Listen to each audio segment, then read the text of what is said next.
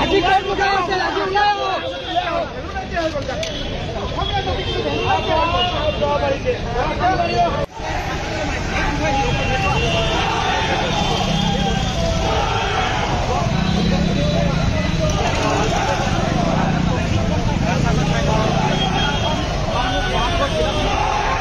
যোৱাকালি যিটো ইনচিডেণ্ট বা ঘটনা এটা আমি 24 ঘণ্টা সময় চৰকাৰ প্ৰশাসনলৈকে আমি সময় বান্ধি দিছোঁ। 24 ঘণ্টাৰ ভিতৰত যদি উচিত শাস্তি নকৰে তেতিয়াহ'লে সমগ্ৰ গুৱাহাটীতেই নহয় গোটেই অসমতে কিন্তু এই গুৱাহাটী ডিষ্ট্ৰিক্ট